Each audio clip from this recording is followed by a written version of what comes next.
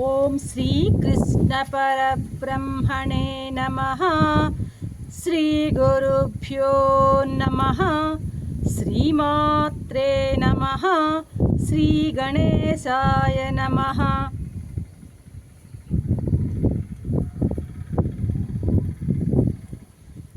ప్రియాత్మ బంధువులారా, నిత్య జీవితంలో భగవద్గీత 493వ భాగం 18వ అధ్యాయం మోక్ష సన్యాస యోగం.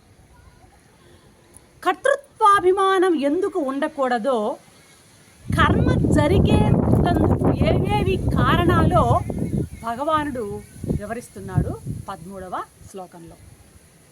అంటున్నాడు స్వామి, పంచైతాని మహాబాహో కారణాని నిబోధమే సాంఖ్యే కృతాంతే ప్రోక్తాని సిద్ధయే సర్వకర్మణాం అంటున్నారు స్వామి.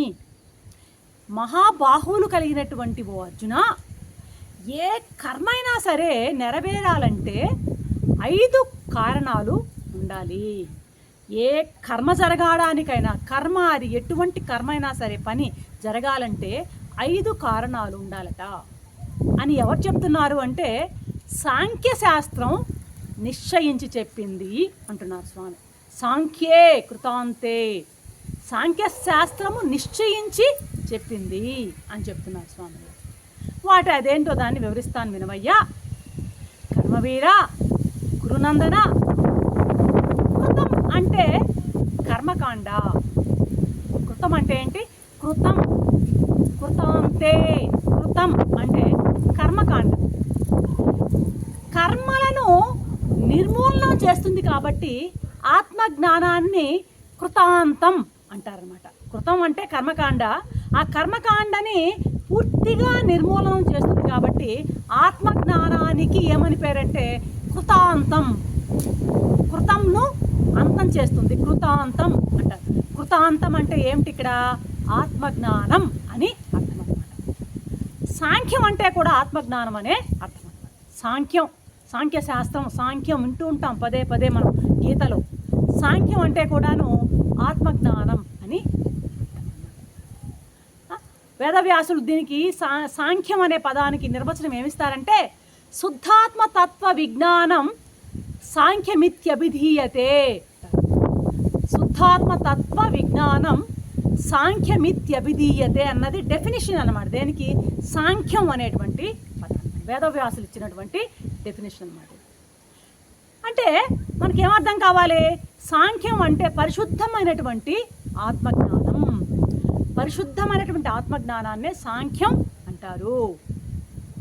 మరి ఇప్పుడు వేదాంత శాస్త్రం ఉంది కదా, మరి ఈ వేదాంత శాస్త్రము ఆ పరిశుద్ధమైనటువంటి ఆత్మ విజ్ఞానాన్ని ప్రతిపాదిస్తుంది కాబట్టి వేదాంత శాస్త్రాన్ని కూడాను సాంఖ్యం అనే అంటారు. వేదాంతం అంటే ఏంది? వేదాలలో అంతం ఏంది? ఉపనిషత్తులు, ఉపనిషత్ జ్ఞానం అన్నమాట. వేదాంతం అంటే జ్ఞానకాండ అనమాట. వేదాల్లో జ్ఞానకాండని వేదాంతం అంటారనమాట. అది ఉపనిషత్తులు వస్తాయన్నమాట దాని కిందికి. కాబట్టి ఆ వేదాంతం ఏం ప్రతిపాదిస్తుందయ్యా అంటే ఆత్మజ్ఞానాన్నే. వేదాంతంలో ఉన్న సబ్జెక్ట్ అంతా కూడాను ఆత్మజ్ఞానమే అన్నమాట. కాబట్టి ఆత్మజ్ఞానాన్ని ప్రతిపాదిస్తుంది కాబట్టి వేదాంత శాస్త్రం కూడా ఇక్కడ సాంఖ్యం అనే చెప్పబడుతుంది అని మాత్రం అర్థం చేసుకోవాలంటే సాంఖ్యం అన్నా వేదాంత శాస్త్రం అన్నా ఇక్కడ రెండు ఒకే అర్థం అన్నది మనం ఇక్కడ అర్థం చేసుకోవాలి. కాబట్టి అటువంటి వేదాంత శాస్త్రంలో సాంఖ్యం అని చెప్పబడి ఆ వేదాంత శాస్త్రంలో ఒక విషయం చెప్పబడింది. ఏంటా విషయం అంటే కర్మలు జరిగేటందుకు 5 కారణాలు ఉన్నాయి అన్న విషయం చెప్పబడింది. ఏ కర్మ అయినా సరే, ఏ పని జరగాలన్నా దానికి 5 మూల కారణాలు ఉంటాయి అని చెప్పింది. ఏదది? వేదాంత శాస్త్రము. మరి కర్మలకు సంబంధించిన విషయాలు వేదాంత శాస్త్రంలో ఎందుకు చెప్పవలసి వచ్చింది అన్నది మన ప్రశ్న రావచ్చు. వేదాంతం అంటే జ్ఞానంతో సంబంధించింది కదా, ఆత్మజ్ఞానానికి సంబంధించినటువంటి ఆ భాగం కదా అది వేదాంతం.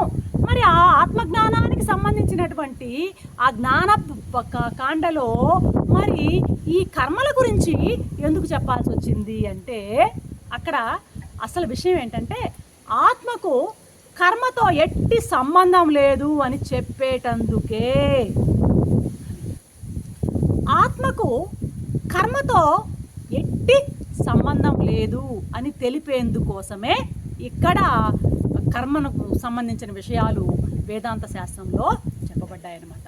ఎందుకంటే ఆత్మ అనేది సాక్షి, అది చేయువాడు కాదు, చేయించేవాడు కాదు అనమాట. కాబట్టి ఈ విషయాలన్నీ చెప్తాను వినవయ్యా అంటున్నాడు ఈ 13వ శ్లోకంలో స్వామి అనమాట. అసలు ఇంతకీ మనకేం అర్థం కావాలి ఇక్కడ?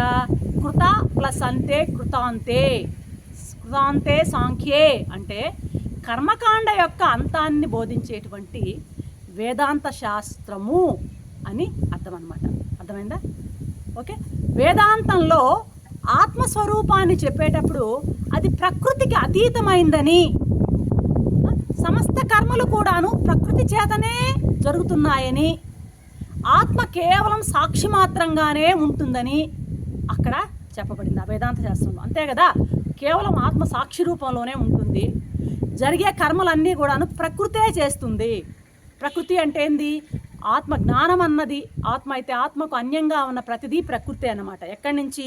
అన్ని శరీరాలు, స్థూల సూక్ష్మ కారణ శరీరాలు, ఈవెన్ మనసులో కలిగే ఆలోచన దగ్గర నుంచి శరీరం వరకు మొత్తం ప్రకృతే అన్నమాట. కాబట్టి జరిగే కర్మలన్నీ ఈ మనసు, బుద్ధి, ప్రాణము, తర్వాత ఈ యొక్క ఇంద్రియాలు, శరీరము, వీటన్నిటి యొక్క కూడికతో జరుగుతుందే కానీ లోపలనటువంటి ఆత్మకు ఈ పనులకు ఎటువంటి సంబంధము లేదు అన్నది వేదాంతం చెప్పేటువంటి విషయం అన్నమాట. సమస్త కర్మలు కూడాను ప్రకృతి చేతనే జరుగుతున్నాయి, ఆత్మ కేవలం సాక్షి మాత్రంగానే ఉంటుంది అని అక్కడ వేదాంత శాస్త్రం మనకి చెప్తుంది అన్నమాట. కాబట్టి సమస్త కర్మల యొక్క అంతమైనటువంటి కర్మలన్నీ అంతం ఎక్కడవుతాయి? వేదాంత శాస్త్రంలో కర్మలన్నిటి అంతమవుతాయి అంటే జ్ఞానంలో కర్మలన్నీ కూడాను లీనమైపోతాయి అన్నది చెప్పబడినటువంటి విషయమే కదా. కాబట్టి సమస్త కర్మలు అంతమైనటువంటి వేదాంత శాస్త్రం అని ఇక్కడ మనకి చెప్పడం జరిగిందన్నమాట.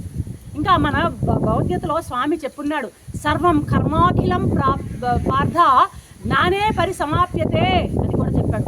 అన్ని కర్మలు కూడాను జ్ఞానంలో పరిసమాప్తి అవుతాయి అని కూడా చెప్తున్నాడు అనమాట. కర్మలన్నీ జ్ఞానంలో లయించి పరిసమాప్తి అవుతాయి అని కూడా చెప్తున్నాడు అనమాట. ఎందుకంటే ఆత్మస్థితిలో శరీరము, ఇంద్రియాలు, మనస్సు, సంకల్పాలు మొదలైనవన్నీ కూడాను ఏవి ఉండవు. ఆత్మస్థితుడై ఉన్నప్పుడు, తన ఆత్మలో తాను రమించేటప్పుడు ఇవన్నీ కూడాను, ఇంద్రియాలైతే, శరీరం అయితే, మనస్సు అయితే, సంకల్పాలు అన్నీ కూడాను లయించిపోయి ఉంటాయి. కాబట్టి అన్నీ కూడాను ఆ జ్ఞానంలో పరిసమాప్తి అయ్యాయి అన్నది మనకి అర్థమవుతున్నమాట. అంటే అది కర్మను దాటిపోయినటువంటి స్థితి అనమాట. కాబట్టి ఇక్కడ జ్ఞానానికి ఏమంటున్నాడు? కర్మ యొక్క అంతము కృతాంతే అని చెప్పబడింది. కర్మ సిద్ధాంతాన్ని తెలిపేటువంటి సాంఖ్యశాస్త్రంలో సర్వ కర్మలు నెరవేరడానికి 5 కారణాలు ఉన్నాయి అని చెప్పబడ్డాయి అర్జున. ఆ 5 కారణాలేవో తర్వాత శ్లోకంలో చెప్పబోతున్నారు కృష్ణ పరమాత్మ. రేపటి ఎపిసోడ్లో ఆ విషయాన్ని చూద్దాం. అంతవరకు సెలవు. సర్వం శ్రీకృష్ణ చరణారవిందార్పణం. ఓం శాంతి శాంతి.